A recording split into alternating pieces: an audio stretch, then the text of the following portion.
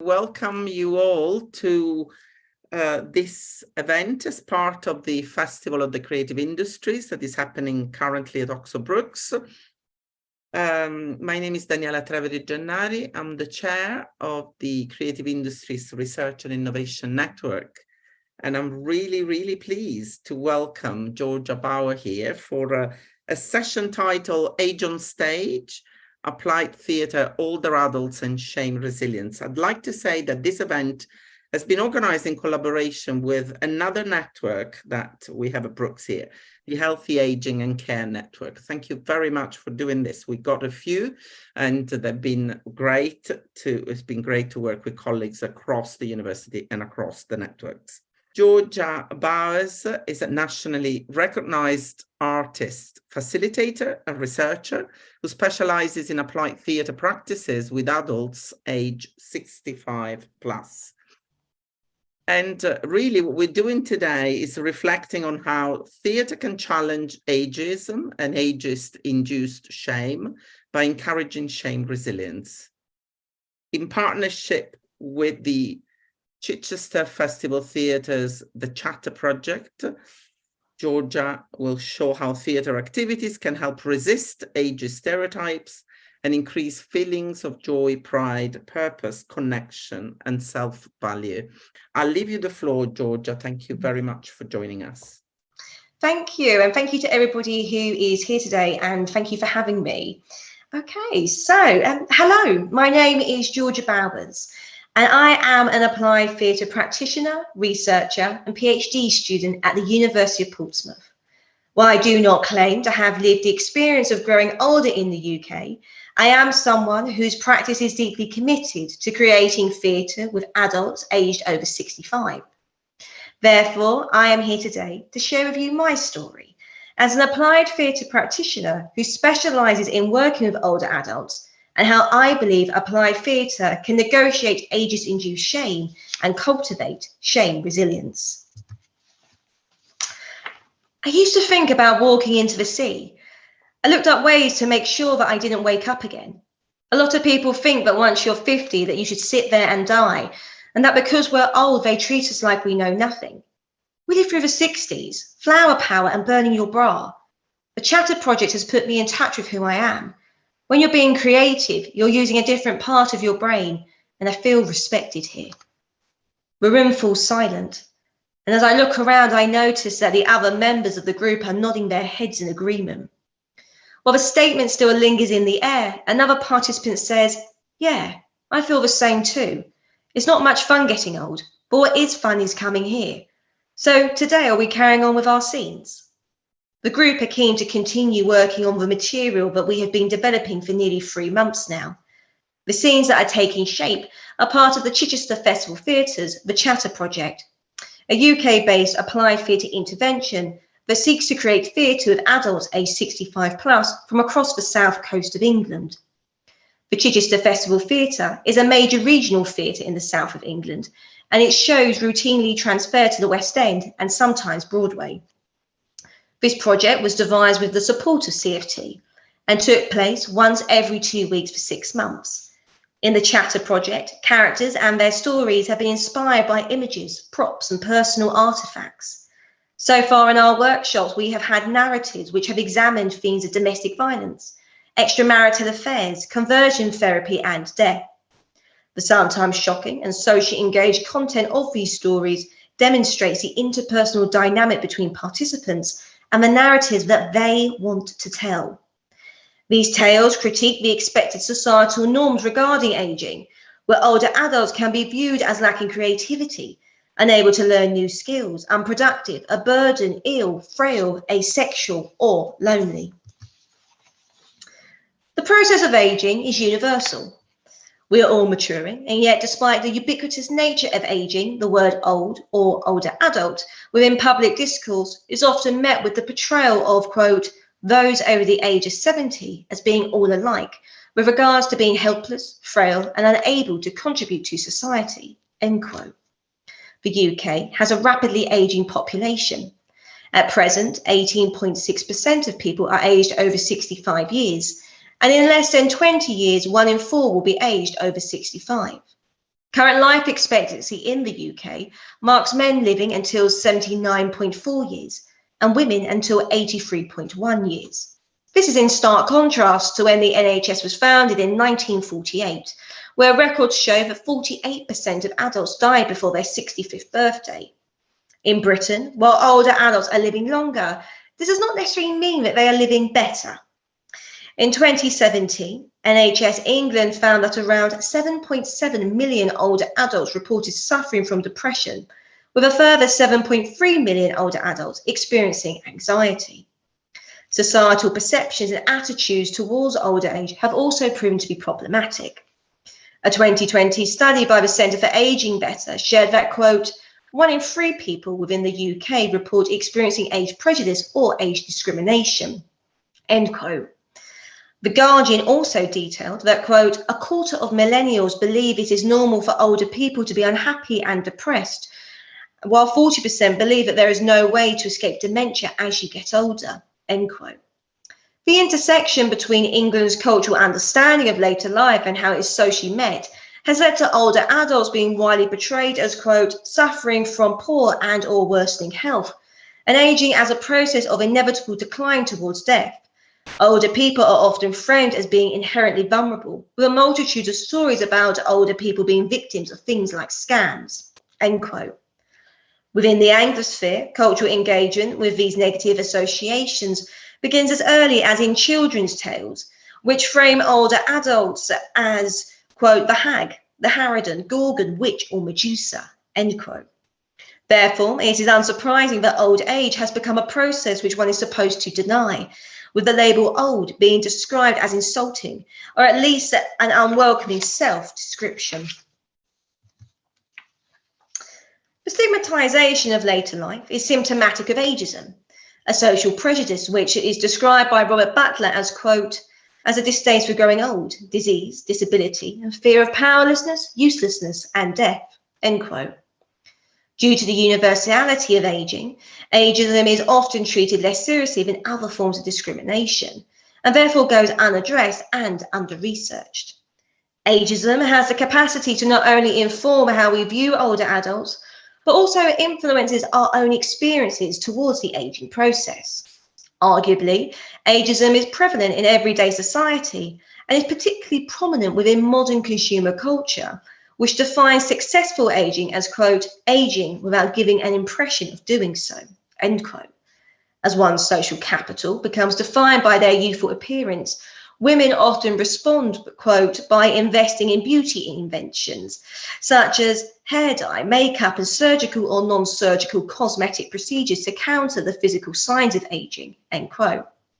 Meanwhile, men place focus on sustaining their physique, strength, and public invulnerability. Media depictions of older adults often feature ageist representations that are, quote, more comical, stubborn, eccentric, and foolish than other characters, end quote. Even birthday cards are examples of aggressive ageism, often combined with sexism containing crude jokes about the coming of old age, with all of its supposed horrors. Applied theatre, a form of drama that is used to create better societies, and creative ageing, a collection of professional arts programs designed to serve older adults, has been intrinsic in presenting alternative representations of old age and challenging ageist stereotypes.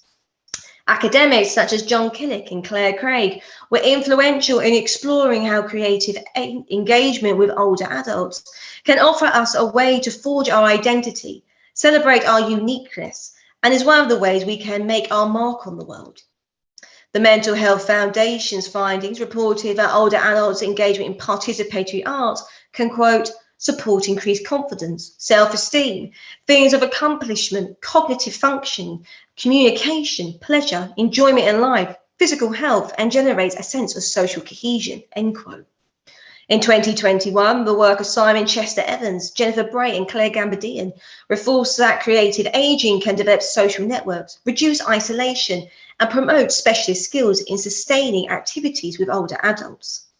However, despite this and the positive results of such work being clear, the amount of research that is being conducted and subsequent creative ageing initiatives is still limited.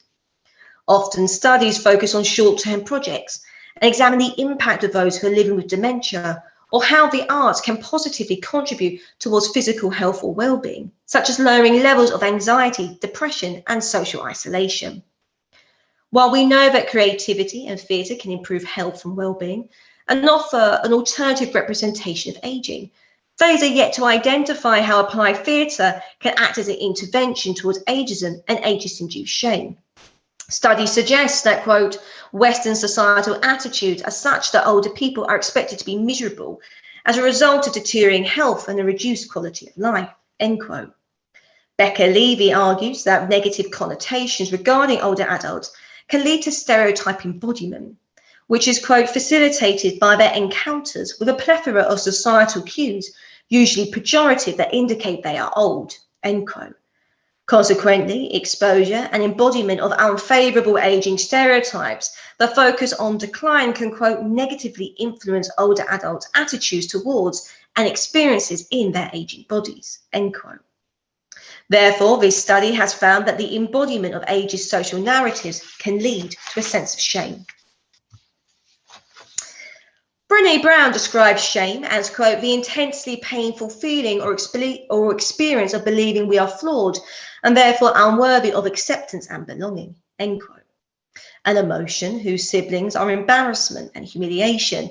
Shame is defined as being an exclusively internal phenomenon and is matched with feelings of shrinking, feeling small, a sense of worthlessness and powerlessness.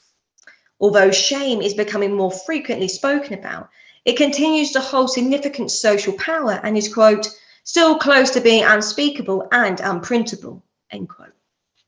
Among older women, shame is considered as a reaction to the patriarchal fantasy of female physical perfection, which appears due to the pressure of maintaining, quote, a youthful, able body, fat-free, pain-free, disproportionately white, affluent-looking, cis-hetero ideal, end quote.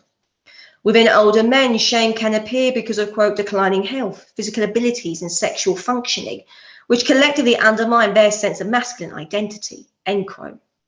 Brown details that shame can be reduced by developing shame resilience, which is described as, quote, decreasing the feelings of being trapped, powerless, and isolated, and to increase the opportunities to experience empathy by increasing connection, power, and freedom from the shame web, end quote.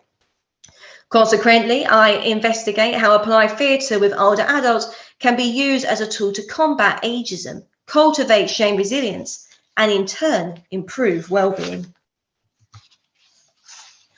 To measure this phenomenon and assess the hypothesis, my field research has been split into 3 parts. Part 1. In partnership with the Chichester Festival Theatre, I have worked with a group of older adults aged 65 plus who participated in the Chatter Project. The Chatter Project is a fortnightly theatre workshop designed for older adults based in Chichester and Chelsea who live independently and have full mental capacity. I would love to discuss the content of workshops, so I welcome any questions regarding this during our Q&A. From March 2022, I then interviewed 10 participants who reflected upon their experiences of growing older in England and participating in the Chatter Project and how this intervention has affected them. Part 2. Part 2 of the research is the formation of a series of journal entries and self-interviews.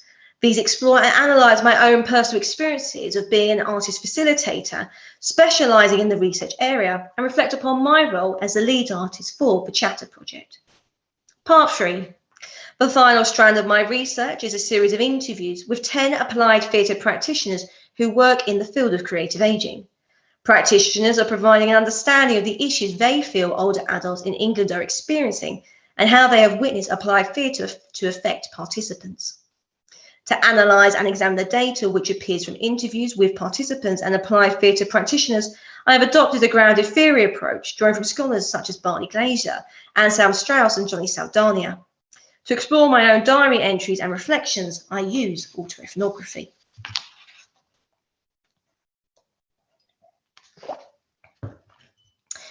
Grounded theory, which was first developed by Barney Glaser and Anselm Strauss in the discovery of grounded theory, strategies for qualitative research, is a process that analyses interviews to construct a theory from the ground up that is embedding the research into the site while maintaining an open mind with respect to the study's initial inclination of what might occur and allowing space for change in a process of emergence to happen. In Glaser and Strauss's terms, quote, in discovering theory, one generates conceptual categories or their properties from evidence. Then the evidence from which the category emerged is used to illustrate the concept, end quote. In Sharmaz's terms, grounded theory has the capacity to, quote, extend and magnify our view of studied life, and thus broaden and deepen what we learn of it and know about it. Through our methods, we first aim to see the world as our research participants do, from the inside, end quote. I have chosen to use grounded theory because, quote, the strategies used in data collection and analysis result in the generation of theory that explicates a phenomenon from the perspective and in the context of those who experience it, end quote. Similarly to applied theatre, grounded theory places emphasis on the participants and the stories that they wish to share. In both instances, often these personal stories highlight the participants' lived experience and their understanding of the world. Comparatively, grounded theory positions interviewees at the heart of the process, and the researcher is led by following the participants' insights, feedback, and thoughts. In both practices, the unique human experience underpins and informs the work, where in applied theatre, the practitioner acts as the bridge between the participant and the sharing of their story. The lead researcher similarly becomes the bridge between the lived experience and the theory. To ensure that the emergence of my theory remains connected to the words of interviewees, I use in vivo coding to, quote, keep the data rooted in the participant's own language, end quote, enabling the interviewee's voices to be present throughout the research process. Adopting this framework, I attune myself to words and phrases that seem to call for bolding and consider what is happening in this moment. What does this reflection tell me? And what do I learn from this code? The second methodology that I employ is autoethnography, so as to incorporate my own personal and professional reflections as a practitioner into the research study. Autoethnography is described as, quote, asking researchers to turn a reflective gaze towards themselves, end quote. Through this, I not only draw upon my professional experiences, but as I become my own participant, this exercise also generates, quote, a first-person authentic account of a way of life that informs audiences of the diversity of human nature, end quote. Autoethnography requires me to review and deconstruct previous journal entries and self-interviews, which gives a frontline account of working as an applied theatre practitioner within the research area. For a process of analytical autoethnography, I extract the key themes and responses to develop a theory and explanation regarding the societal phenomena surrounding the research. I've chosen to use autoethnography as it creates a space for an organic and authentic approach to gathering data, which, as Saldana argues, provides, quote, a unique insider's perspective about the issues addressed, end quote.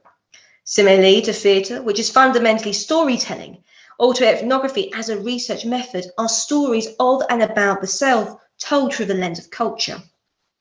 Rather than separating the researcher from the study, I use autoethnography as a means of recognizing the entanglement that exists between the work of applied theatre and what I have witnessed firsthand as a practitioner in the field. Comparatively to the principles of applied theatre that places the lived testimony of participants at the forefront of its work, autoethnography cultivates, quote, a sense of insiderness, of being able to describe an experience in a way that outside researchers never could, end quote. Rather than forming a study which examines them, the older adult, this methodology forms an equalizing experience. As similarly to my interviewees, I place myself as a participant within the research. This experience is also an empathetic act, as I am exposed to, quote, the intimate knowledge of what it takes for a participant to look inward, to openly reveal personal experiences to others, end quote. Saldana proposes that this process enriches the researcher's experience, as you can't learn how to tell someone else's story until first you learn how to tell your own.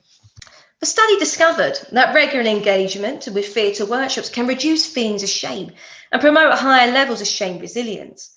One of the ways this was achieved was by promoting a sense of pride among participants. Often shame is generated among older adults when they feel they are unable to attain cultural ideals, which are often centred on youthful norms. In conversation, one participant shared that, quote, "As a youngster, mirrors loved me, and I love mirrors. And now you can keep your mirrors. I don't look in them only to clean my teeth. And apart from that, I don't look in the mirror. When I do, I wonder where most of my hair is gone, and also those youthful looks. And I'm realizing this is on tape and not very pleasant, but also realizing how fat I am now as well," end quote. Pride is widely considered as the opposite emotion to shame, and is recognized as, quote, "a feeling of pleasure or celebration related to our accomplishments or efforts," end quote. It's been identified that there are two types of pride.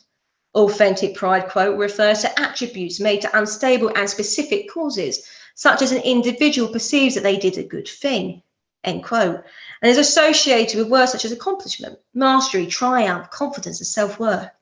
The second form is hubristic pride, which is, quote, "an inflated sense of one's own innate abilities that is tied more to the need for dominance than to actual accomplishments," end quote, and is closely related to narcissism.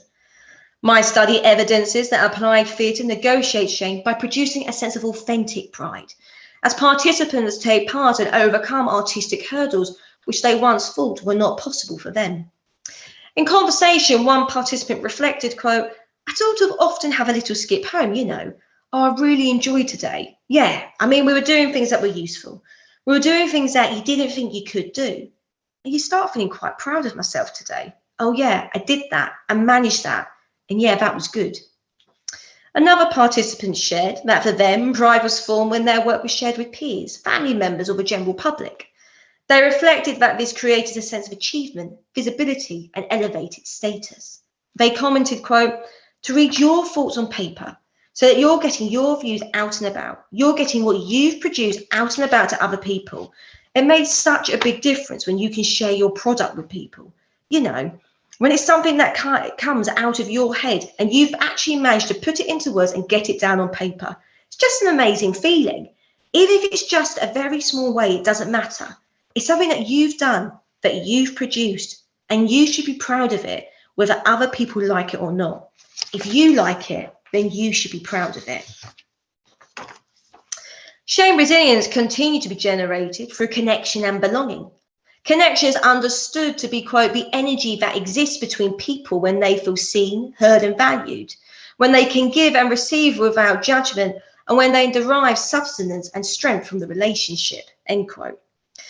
The desire for connection and belonging is a fundamental human motivation, where stable relationships and ongoing interpersonal bonds have been found to have multiple positive effects on emotional patterns and cognitive processes. The opposite of connection is disconnection, which is linked to words such as loneliness and isolation. The work of relational cultural theorists Jean Baker-Miller and Irene Stiver presented that, quote, "the most terrifying and destructive feeling that a person can experience is psychological isolation. This is not the same as being alone. It is feeling that one is locked out of the possibility of human connection and of being powerless to change the situation," end quote. Thus, connection lives within our neurobiology, and this is why feelings of disconnection are highly painful. Consequently, an analysis of my discussions with participants of the Chatter Project has revealed that 100% of the interviews spotlighted themes of loneliness, isolation, connection, and belonging. During my discussions with older adults, it became clear that the Chatter Project provides a space where social attachments can emerge through the process of theatre making. For example, one participant explained, quote, "Oh, I think you're out. You're not sitting at home. You're talking to people that aren't usually in your social circle. You're finding out about things and you can make friends," end quote. While another shared, quote, "When all this started, this COVID thing, there was a song that said people who need people are the luckiest people in the world. Well, they're not at the moment. If you need people, you're stuffed. You filled that gap. You are one of those things that filled that gap, and thank you for it," end quote. The nature of these activities that formed the Chatter Project included the co-creation of stories, characters, and scenes that featured multiple members of the group and extended into participant-led performances, where members worked collectively to devise a piece of theatre that highlighted the key issues that older people were facing. I suggest that the collaborative nature of devising theatre for the gentle opening for participants to congregate and share thoughts pertaining to a particular subject and thus formed a gateway for conversations to manifest, which led to the formation of friendships. No longer are participants independent and separate beings who have felt unworthy, rejected, or isolated, but now they are part of an artistic community who have formed a sense of attachment to the project, fellow participants, and facilitators. Consequently, the community that stemmed from the Chatter project created an experience of feeling seen, heard, and valued, where participants were received without judgment and were part of something which is much, much larger than us as an individual. Other ways shame resilience appeared included the experience of joy. In Brené Brown's terms, joy is, quote, the intense feeling of deep spiritual connection, pleasure, and appreciation, end quote. Joy is understood as a pleasant state that shares conceptual space with other positive emotions such as gladness, elation, happiness, and to a lesser extent, amusement. During my discussions with older adults, 100% said that they enjoyed participating in the Chatter project and used words such as fun, delightful, enjoyable, joyous, joy, and having a laugh to describe their experiences. A participant described, quote, I like larking about. I like it when we do our little bit, when we do mirroring, and I enjoy that. And yeah, just enjoy participating with people and being involved and doing things like that. And it doesn't matter if I get it wrong. I can now laugh at myself. And if you can laugh at yourself, that's fine. And if we get it right, well, better still. Yeah, just enjoy being with the people and what we do, end quote. In many ways, feeling of joy are the opposite of shame, which is closely associated with words such as depression, dejection, withdrawal, self-loathing, and isolation. Therefore, I suggest that the presence of joy diminished levels of shame as participants began to experience positive emotions, which not only lifted their mood, but also contributed to their overall well-being. Two different members of the group shared, quote, it lifts your mood, it physically and mentally makes you feel better, end quote. And quote, I just feel I can always feel better after I've been to Chatters, end quote. The data also shows that shame resilience was formed by an increase in confidence, greater feelings of self-value and worth, the process of continued learning, and giving participants a sense of purpose and that there is a future.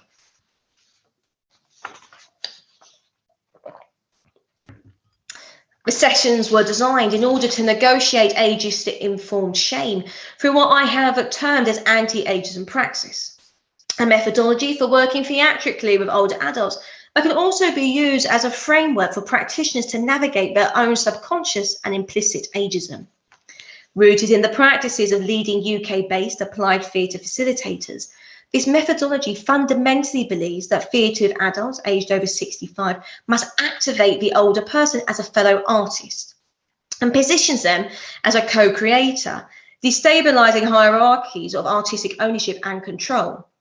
Influenced by the work of Paolo Freire, the facilitator's role is not to, quote, fill the students with the content of his narration, content which is detached from reality, end quote, but instead understand the participants as conscious individuals who in partnership will now embark on a shared creative endeavour. Anti-ageism pedagogy is built upon a foundation of co-creation, active listening and responsivity. Rather than entering a project with a set idea, the facilitator's role is to identify the desires, concerns and interests of the group. Once this is achieved, the next stage is to provide a series of creative offerings which can generate material. The final part of the process is for the practitioner to then support older participants in sewing these segments of material together to form a final piece. I'd now like to give you an example of an AAP exercise which I use to form a character that stems solely from participants. So as you can see in front of you, there is a shoe. And in a moment, I'm going to ask you some questions. There's no right or wrong. It really is just whatever you. So, okay. So could somebody please just offer me the name of the person who might wear a pair of shoes like this? Christy. Christy? Okay, great. So we've got Christy. And how old is Christy? Be brave. Any age? 88. Okay, so we've got Christy, who's 88. Where does Christy live? Essex. Okay, so we've got Christy, who's 88, and she lives in Essex. So how do we think Christy feels about her shoes? Loves them. She loves them. Okay. How often Well, does if she you wear buy sparkly shoes, you have to love them. Absolutely, absolutely. So how often do you think she wears them? Most days? Most days. Okay, so we've got Christy, who's 88, and she's from Essex, and she absolutely loves this pair of sparky shoes, and she wears them most days. Why does she wear them? She love it. Because she loves it. What do you think other people think, though, when they see them? They're a bit too shiny. Yeah, maybe her kids are embarrassed, but her grandkids love them. Okay, so they're a little bit shiny, and her children are embarrassed, but her grandchildren love them. Okay, so we've got Christy, who's 88. She's from Essex. She's got these fabulous pink shiny shoes, and she loves them. She wears them most days, but her children, they're a little bit embarrassed, but her grandchildren love them. What do her children say to her about them? You're too old to wear those shoes. Okay, so you're too old to wear those shoes. And how do we think that makes Christy feel? Deflated. Yeah, deflated. Yeah, anything else? Any other feelings? Defiant. Defiant. Does Christy have a response to that? Well, I think she gives them a piece of her own mind, and about, how she's their mother and she's lived through so much. Don't give me that. Okay, brilliant. And thank you, everybody, for your contribution. I'm just going to pause it there on the activity. So as you can see, very, very quickly, a character and a creative world starts to develop. And participants are given a platform which amplifies their voices, as they often will share stories that speak to them. I suggest that applied theatre becomes a tool to reshape identity in later life, challenging societal representations of ageing. Applied theatre acts as an intervention towards ageist stereotypes by shifting participants away from being viewed as passive to active individuals, with there being an emphasis on what they can do rather than what they cannot. So now is the time to re-examine the already known effects of theatre interventions and rehearse the possibility of how shame resilience may appear. In order to evolve, I argue that the sector needs to understand that depression, social withdrawal and anxiety are not natural byproducts of old age, but are manifestations of shame, which is induced by society's ageist approach to later life. Instead, creative ageing must shift its focus away from general health and wellbeing outcomes and begin conversations around how applied theatre can enhance and enrich human thriving by challenging structural inequalities such as ageism, which ultimately impacts well-being. Thank you for listening.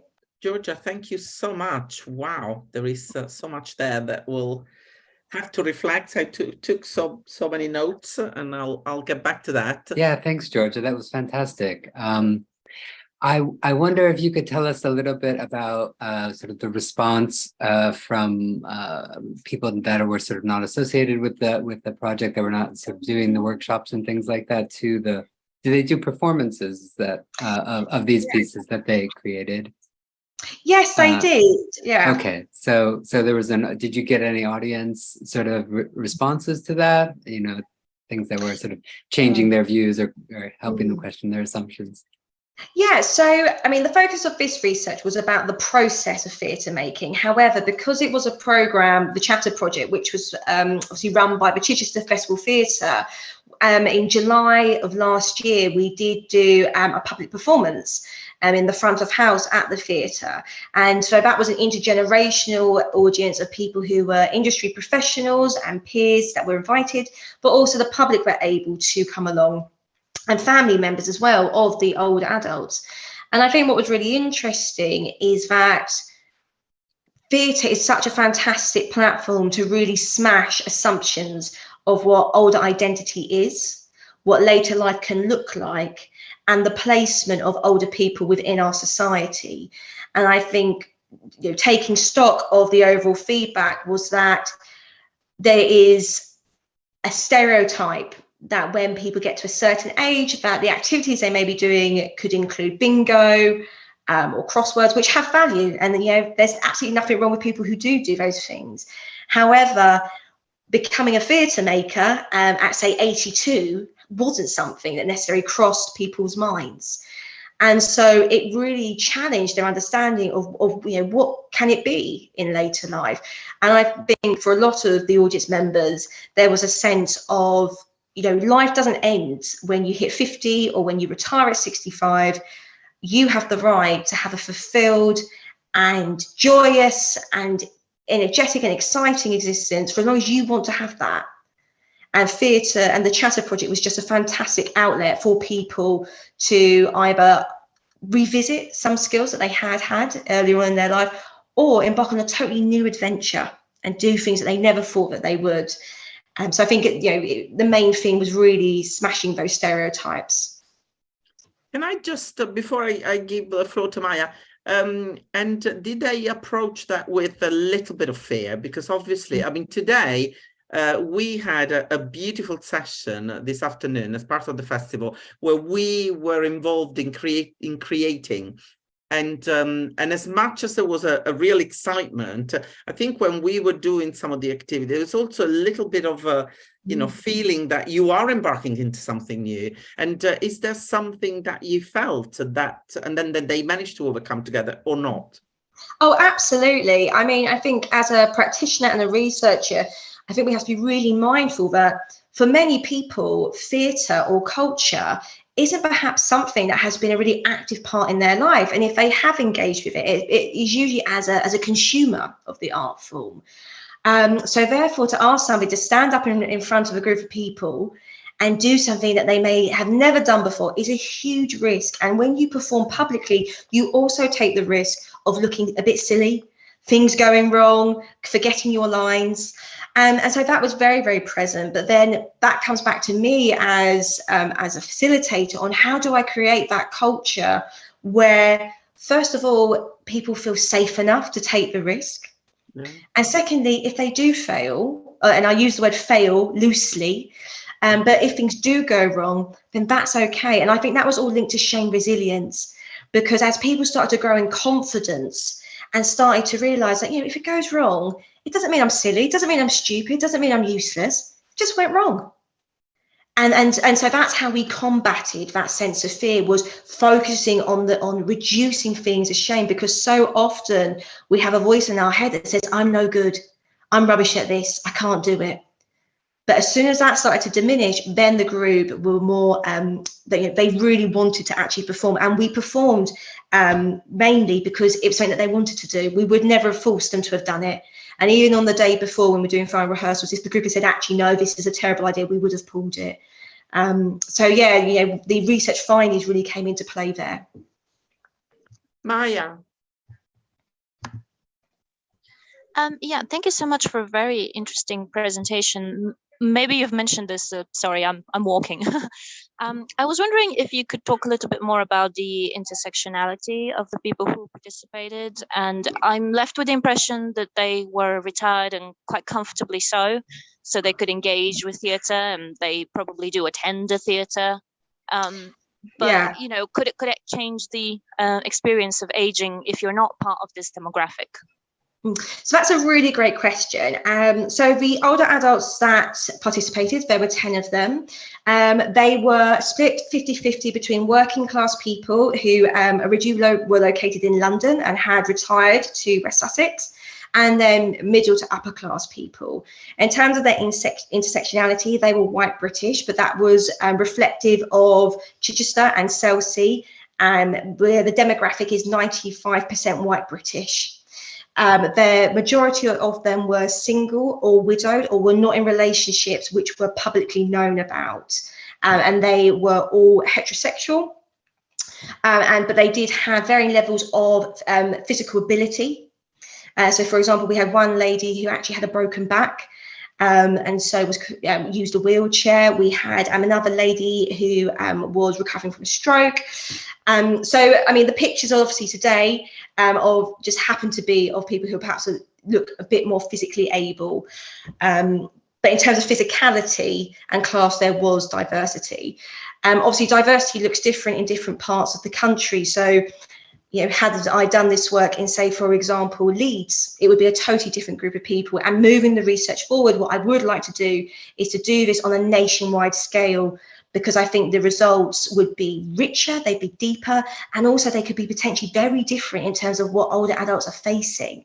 Because with regards to intersectionality, obviously we know that If you are an older person and perhaps you are from the LGBTQ plus community, then that is what would be widely regarded as a double prejudice that person is engaging with. So obviously that's going to impact the way that they're encountering aging. The same applies with obviously race. So yeah, that's definitely something that I really want to look into a lot further, and hopefully we'll be able to. Yeah, just sort of going off what Maya was Yeah. saying about differences depending on sort of class and ethnicity and so forth. So it's another older adult theater group project like this that was really interesting, but very, very different kind of makeup of them. So you might be interested in that, Georgia, if you don't know Thank Laura's you. work. It's really excellent. Yeah. Check that out. Yeah. Just a little bit about how they articulated their own sort of engagement with the process when you interviewed them. Was it quite explicit? This you talked about pride and that feeling of respect.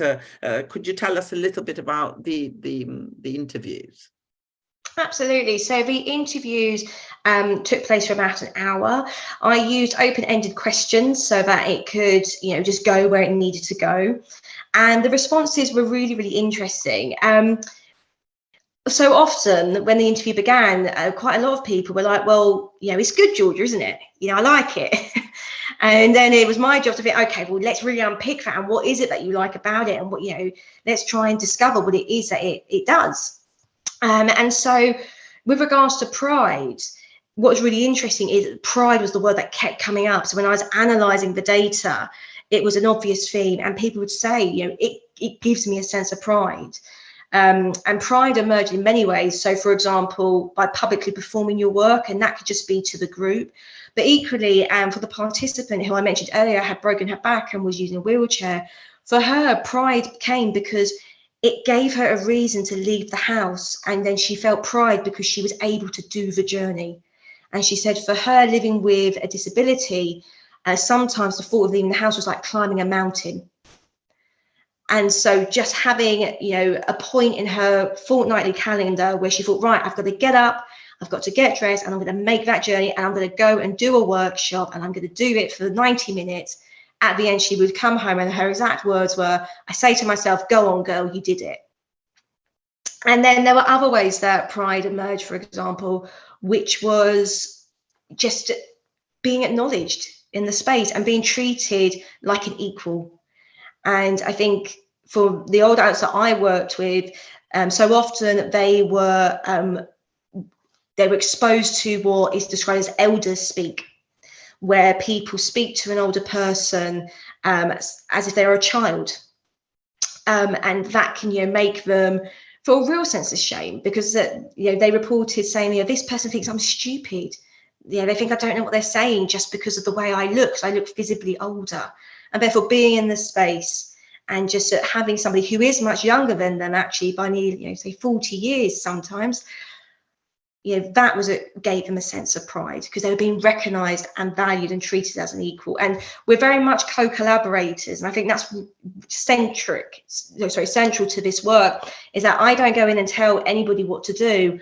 I go in, I make a series of offerings through the activities, and then we work together to create the theatre. And I think that's a really powerful model. Thank you. That's really, really great. And is there a, oh, Joe, go for it. Sorry, Joe. I could go on forever. No, that's fine. No, you go. I'm just really interested in the ageism aspect and how we overcome that. I mean, it's quite interesting when you had the shoe up there. We had the 88-year-old wearing that shoe. It was their kids, their daughters and sons who were embarrassed by them, but the grandchildren really liked it. Do you think this will change? Do you think this generations go through? Do you think these grandchildren, if they just think it's normal, that it's... Well, I think to overcome these barriers? Yeah, I think it comes down to implicit ageism. So I think essentially we all hold a sense of social codings. And that comes down to our cognitive functioning. So, when we meet an individual, we can't take in all of the unique facts about them. So therefore, our brain naturally codes them into stereotypes. And that's, relevant to all of the protected characteristics. And so implicit ageism exists within all of us. We are all ageist to a certain extent. And I think that in our society, like I say in the presentation and my research, because we are all aging, we're all now older than we were then at the beginning of this presentation, it's a prejudice that isn't really being discussed because it seems it's very central and universal. And therefore, I think, first of all, to overcome it, we need to acknowledge that this is something that exists. I always use birthday cards as a point of reference for ageism, because we could all go down to a shop now and you will see a birthday card that openly mocks aging and pokes fun at it. However, if we saw a birthday card do the same thing towards another protected characteristic, quite rightly, we would be outraged. So I think, first of all, we need to call it out. And then similarly to, almost like unconscious bias training, we need to do the work where we start to unpick it. And by unpicking it, we need to be consciously aware of it. And there's also a process called reflexivity, which is a mode of practice where you don't just sit and you reflect and you chat about it. You engage with the problem and how your social coding exists within you. And you start to think in a conscious way every time you're engaging with an older adult, right, why am I doing this certain thing? Why have I all of a sudden started to speak louder? Why am I using hand gestures? And so I think, we need to bring this to the forefront, and we need to, first of all, own it within ourselves and then act upon it. Okay, great. Thank you. Good answer. Yunga. Hi, thank you so much for your inspiring, it's great talk. I just want to know more about the participants of this theater group, and the theater, this kind of thing is different from chess or different art class kind of things. Do you see those people are participate is a little bit more outgoing, is more like confident than the rest of the people? Do you have any, experience or observation, those who are very introvert and then shy, but through this activity can actually change? So the participants that were part of this research study were a real mixed bag. A lot of people had never done theatre before, especially those who were from the working class background.